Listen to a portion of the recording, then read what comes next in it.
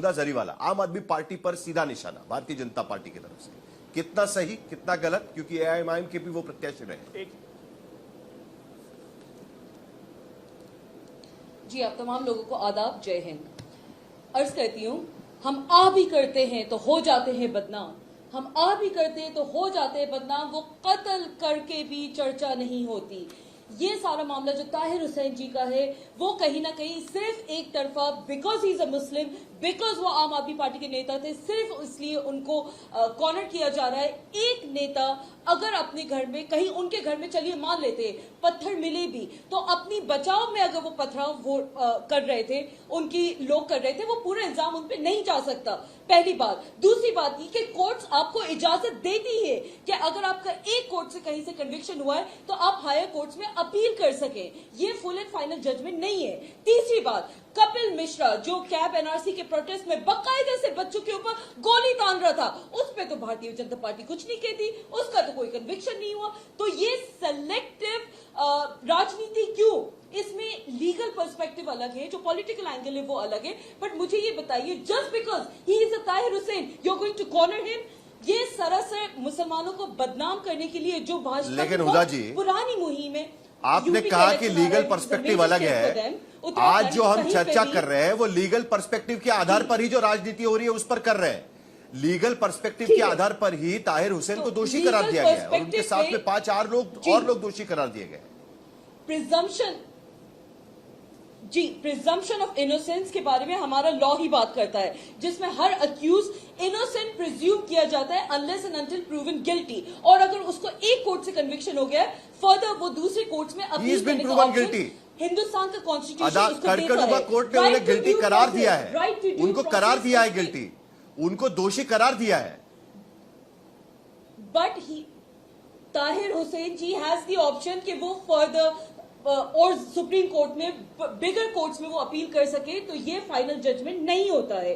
पहली बात आपने देखा था आम आदमी पार्टी के केस में भी, जब एक के बाद एक उनको केसेस में फंसाया जाया था, फाइनली सुप्रीम कोर्ट से कहीं ना कहीं राहत जब मिली, तो यही साबित होता है ना कि लोअर कोर्ट्स में अगर नहीं, लेकिन अगर ऐसी बात है हुदा जी, जस्टिस तो क्या कारण है कि जिस व्यक्ति को, हुदा जी मेरे सवाल का जवाब दीजिए, अगर जिस व्यक्ति को ताहिर हुसैन को संजय सिंह उनके साथ में खड़े थे, उनका यह कहना था कि वो उसमें शामिल नहीं है, ठीक है, आज आम आदमी पार्टी उनके सपोर्ट पे खड़े होकर क्यों नहीं बात कर रही है? अगर इतना ही उनको लगता है कि उनको गलत तरीके से दोषी करार दिया गया, क्यों नहीं आज आम आदमी पार्टी उनके साथ में खड़ी है? क्यों नहीं एआईएमआईएम जो कहती है कि मुसलमानों को इस तरीके से फंसाया जा रहा है, इसीलिए ताहिर हुसैन को विधानसभा का प्रत्याशी बनाया गया था, कैंडिडेचर दिया गया था उन्हें, आज वो भी उस चर्चा में नहीं है, क्यों नहीं शामिल होना चाहते उसके साथ? ठीक है, आपका सवाल बिल्कुल वैलिड है। आम आदमी पार्टी या एमआईएम को खड़े होना चाहिए ताहिर हुसैन के साथ, वो फिलहाल अगर नहीं खड़े हो रहे हैं, वो डेफिनेटली सवाल किया जा सकता है, but that certainly doesn't mean कि आप ताहिर हुसैन को ऑल आउट गिल्टी साबित कर दे। जहां तक आम आदमी पार्टी का सवाल है, ऑब्वियसली उनके काउंसलर रह चुके हैं, हमारे आम आदमी पार्टी के वो एक बहुत कर्मठ नेता रह चुके हैं, कहीं अगर किनारा कश हो रही है आम आदमी पार्टी इस वक्त, तो वो एक पॉलिटिकल रीजनिंग के तहत हो सकता है। इस पे आप पूरी आम आदमी पार्टी पे सवाल नहीं उठा सकते। जहां तक एमआईएम का सवाल है, उनके प्रवक्ता, उनके नेता बेहतर इसका जवाब देंगे। दिल्ली दंगों का केस आपने भी काफी करीब से देखा हुआ है, जिस तरीके से ताहिर हुसैन के कन्विक्शन के बाद एक राजनीतिक प्रतिक्रियाएं आ रही है और एक्सपेक्टेड लाइंस पर आ रही है। भारतीय जनता पार्टी यूफोरिया पे है इस पूरे मामले को लेकर, कहना है कि देखिए हम तो कह रहे थे आम आदमी पार्टी इसमें शामिल है, कांग्रेस पार्टी कह रही है कि अगर कपिल होता तो हो सकता है कि कन्विक्शन नहीं होता। राजनीतिक दृष्टि से आप इसको करें। अजय आलोक जी आपके पास आता हूं, जरा विनोद जी से एक प्रतिक्रिया ले लूं, उसके बाद आपके पास आता हूं। विनोद जी। देखिए साहिल, हर पार्टी अदालत के फैसले को अपने अपने हिसाब से उसकी व्याख्या करती है और अपने हिसाब से उसका प्रचार करती है। जब आम आदमी पार्टी के अरविंद केजरीवाल और संजय सिंह को डिस्चार्ज किया गया था कोर्ट से, तो आम आदमी पार्टी ने उस फैसले का स्वागत किया था और उस पर बीजेपी को कटघरे में खड़ा किया था। आज बीजेपी जो है ताहिर हुसैन के फैसले को लेकर के आम आदमी पार्टी को कटघरे में खड़ा कर रही है। तो ये अदालत के फैसले को अपने माकूल के हिसाब से लोग करते हैं। जब तक देखिए सेशन कोर्ट का फैसला, जब तक हाईकोर्ट में चैलेंज होगा, हाईकोर्ट से फैसला दे रहा है, मुझे बीच में नहीं बोला था आपने, मुझे बीच में नहीं बोला था, में अपील का ऑप्शन होता है। मुझे बात पूरी करने दीजिए, घेरे में नहीं ले सकते। नहीं आप क्षमा कीजिए, मैं बीच में आपको नहीं बोला, बोलने दीजिए, जब तक हाई कोर्ट से इससे एडवर्स फैसला नहीं आता है तब तक जो है लीगली ताहिर हुसैन जो है कन्विक्ट माने जाएंगे। जब हाई कोर्ट इस फैसले को निरस्त कर देता है तो बेदाग हो जाएंगे। ये न्याय का नियम है नंबर 1। लेकिन सबसे बड़ा सवाल ये है कि दिल्ली पुलिस की जांच पर सवाल उठता है, ये है जिसमें ताहिर हुसैन के मामले में जांच करके उन्हें कन्विक्ट कराया गया, बाकी जो 53 में जो 52 लोग जिनकी हत्या हुई है उनको मारने वाले कहाँ हैं? ये सवाल तो लाजमी है। उसमें 13 मुसलमान और 40 मुसलमान और 13 हिंदू। मैं हिंदू मुसलमान में जाता ही नहीं, मैं उसकी बातें नहीं करता। मैं कहता हूँ 53 में 52 लोग पड़े। प्लीज अजय आलोक जी, आइए तो आप देखिए, आप मुझे बोलने हुदा जी एक मिनट, ये गलत बात है ना। मैं बोला नहीं। हुदा जी एक मिनट, बाकी 3 लोग भी हैं वो तो नहीं। हुदा जी एक मिनट, जरा उनको रुकिए प्लीज। विनोद जी ने जो सवाल उठाया हुआ है, कि बाकी जो विनोद जी ने जो सवाल उठाया हुआ है, हुदा जी आपके पास पे आऊंगा। अजय आलोक जी, मुझे पता है कि आपको हुदा जी ने जो सवाल उठाया, हुदा हजारीवाला जो कह रही थी उसका जवाब आपको देना है, लेकिन विनोद अग्निहोत्री कुछ मूलभूत सवाल भी यहां पर उठा रहे हैं, कोई बेसिक सवाल यहां पर उठा रहे हैं, जिसपे दिल्ली पुलिस का इन्वेस्टिगेशन सिर्फ एक ही मामले में कन्विक्शन तक पहुंच पाता है। 53 मामले ऐसे हैं, 52 मामले ऐसे हैं कि जहां पर उनका कन्विक्शन फेल है। इस पर भी बात होना जरूरी है। अजय आलोक जी, कन्वेक्शन रेट क्या हुआ, जरा सा देश की सरकार बताएगी? मुझे नहीं लगता है कि दिल्ली पुलिस की कन्विक्शन रेट फेल है। अभी भी जांच चल रही है और समय समय पे अदालतें भी उनके उसका रिमाइंडर दे रही है। 5 आदमी को जब बरी किया था पिछले बार, तब भी अदालत ने कहा था कि हमें लगता है कि आपने इसमें जांच ठीक से नहीं की है, और उसके बाद से दिल्ली पुलिस रिविजिट कर रही है हर चीज को। इसलिए मुझे लगता है कि दिल्ली पुलिस की क्षमताओं पर हमें संदेह करने का भी समय नहीं है। अदालत को अपना काम करने दीजिए, पहली बात नंबर 1। दूसरा, हुदा मैडम, ये मुस्लिम विक्टिमाइजेशन कार्ड खेलना बंद कीजिए, ठीक है ना? आप तो ये भी नहीं कहेंगे कि बुरहान वानी आतंकवादी था, कसाब आतंकवादी था। बोलिए, बुरहान वानी आतंकवादी था कि नहीं? कश्मीर था, बुरहान वानी आतंकवादी था कि नहीं? नहीं मानेंगे इसको आतंकवादी। कसाब को भी आतंकवादी ये लोग नहीं मानेंगे। अरे क्या बात हो रही है? अदालत ने सजा दे दी और उसके बावजूद आप कह रही है कि ताहिर जी why not go to Burhan Wani? Why not go to Burhan Wani? Because you people idolize people like Burhan Wani and Tahir Hussain. आप लोग उनको अपना नेता मानते हो, अपना भगवान मानते हो, अपना अल्लाह से भी बराबर दर्जा देती हैं आप लोग उनको, ऐसे बुरहान वानी को। चुप रहिए आप। मुस्लिम विक्टिम कार्ड खेलना बंद कीजिए। यहाँ पे कुछ नहीं होने वाला है। हम लोग मुस्लिम विक्टिम कार्ड नहीं खेलते। आंसू जहां माना है कांग्रेस पार्टी के पास जाके बहाइए, पूरे देश भर में मुसलमान विक्टिम कार्ड खेलते रहेंगे। अरे हम नहीं खेलते। आतंकवादी को आतंकवादी, हत्यारा को हत्यारा कहना सीखिए, ठीक है ना? हम लोग किसी को हत्यारे को हत्यारा या भगवान नहीं बनाते। इल्जाम लगा रहे हैं यहाँ पे बैठ के मुस्लिम विक्टिमाइजेशन कार्ड खेलने के लिए। सेक्शन 120 शुक्र मनाइए, ये सऊदी अरब नहीं है। सऊदी अरब होता ना तो हत्या के इल्जाम में गर्दन काट ली जाती है। अदालतों को इतना लंबा इंतजार नहीं करना पड़ता है। ये इंडियन जुडिशियल सिस्टम है, जिसके कारण आप आज कह रही है कि अभी तक कन्विक्ट नहीं। लोअर कोर्ट का कन्विक्शन आ गया, तब भी मुस्लिम विक्टिम कार्ड यहाँ खेलने बैठ गए। तो राजनीतिक विश्लेषक ऐसे ही ऐसे लोगों के कारण इस मुसलमान कौम का दिमाग खराब हो जाता है, और ऐसे ऐसे आतंकवादियों को क्या मिलती है कि हमारे भैया बचाव के लिए तो एक ही को सिस्टम खड़ा है, चाहे वो राजनीतिक विश्लेषक का हो, चाहे वो राजनीतिज्ञों का हो, चाहे अफसरों का हो। आपको इस इकोसिस्टम को ये समझना चाहिए कि ऐसे विक्टिम कार्ड खेल के कुछ नहीं होगा। अपराधी अपराधी। हमें एक बात और याद दूं साहिल जी, मैं एक बात में चुप करवाइए, मैं एक बात याद और दिलवाता हूं साहिल जी। ठीक है, ठीक है, हुदा जी एक मिनट, आपको सुन लिया हमने। हुदा जी आपको सुन लिया, जरा एक मिनट उन्हें शांत करिए प्लीज। अजय आलोक जी एक मिनट। अग्निहोत्री जी को भी तो पूरा सुनवा दीजिए। एक मिनट हुदा जी, एक मिनट। मैं 10 सेकंड में खत्म कर लूं। मुझे विनोद जी के पास ही जाना है। नहीं, एक मिनट अजय आलोक जी, विनोद जी के, चलिए एक मिनट, मुझे जरा विनोद जी के पास जाना है। अजय आलोक जी दोबारा आपके पास आऊंगा मैं। विनोद जी, आपने अजय आलोक जी का जवाब सुना, उन्होंने कहा कि अदालत पे छोड़ दीजिएगा, बिल्कुल पुलिस की कोई गलती है ऐसा हमें लगता नहीं है।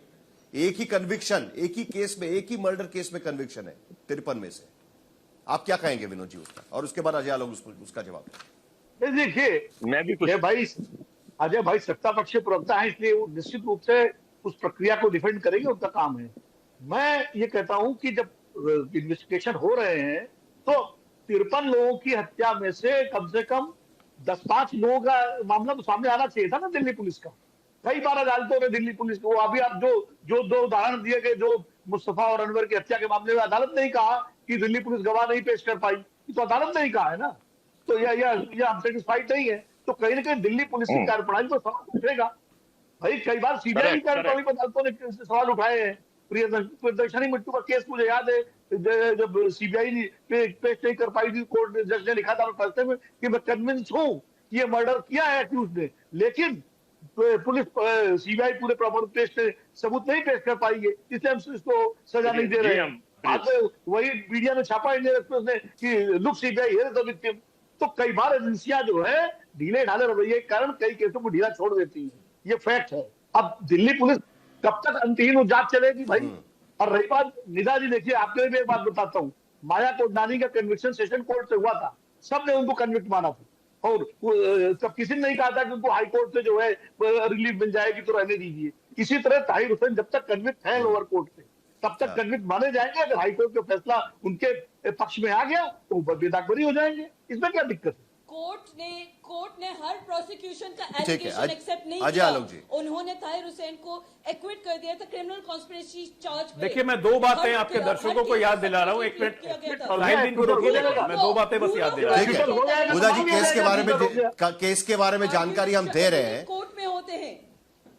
ठीक है हुदा जी, ठीक है, होंगे जब होंगे तब होंगे। वही तो आलोक जी, आप विनोद जी आपको कहने की कोशिश कर रहे हैं कि जब तक वो ऊपरी अदालत से जब तक उनका कन्विक्शन स्टे नहीं किया जाता तब तक वो दोषी करार रहेंगे।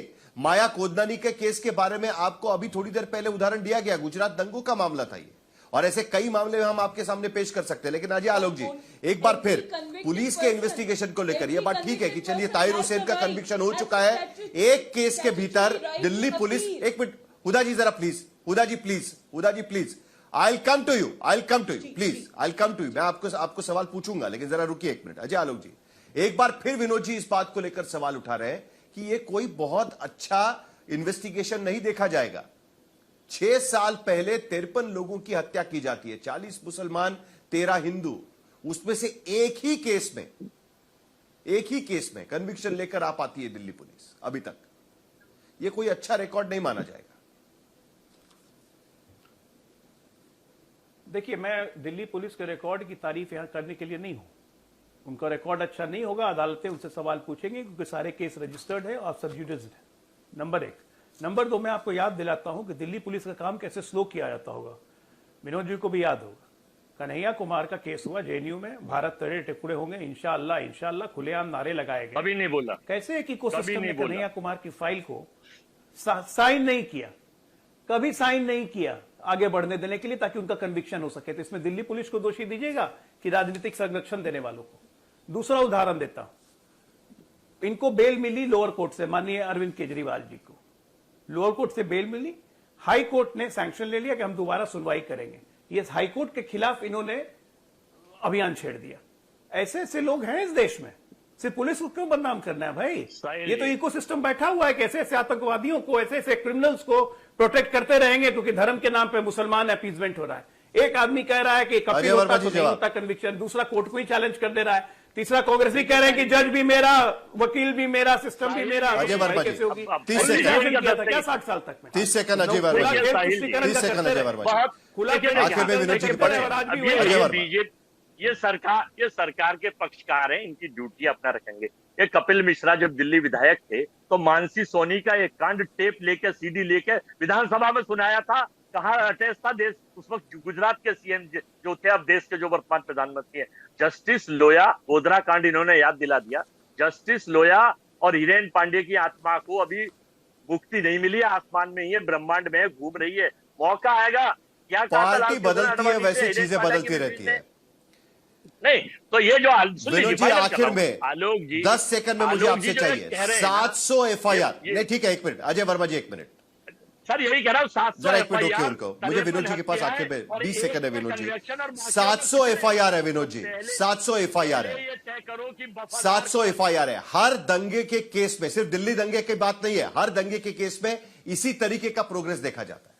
विनोद जी देखिए, होता यह है कि जो दंगाई होते हैं उनको कहीं न कहीं राजनीतिक संरक्षण मिल जाता है किसी न किसी पार्टी से। आप याद करिए कि मलियाना और हाशिमपुरा के कांड तो पुलिस ने किया था, उनके जो पीड़ित थे उनको न्याय मिलने में 32-34 साल लग गए वहां से, और अभी तक जो है आखिर में जाके फैसला जो है वो लटका रहा। ये सालों का इंतजार होता है, और दिल्ली दंगों के मामलों में भी 6 साल का इंतजार करना पड़ा अंकित शर्मा के परिवार को। आखिरकार अंकित शर्मा के परिवार को तो न्याय मिल पाया, लेकिन कैसे ऐसे और परिवार हैं जो न्याय के इंतजार में दिल्ली दंगों के मामले।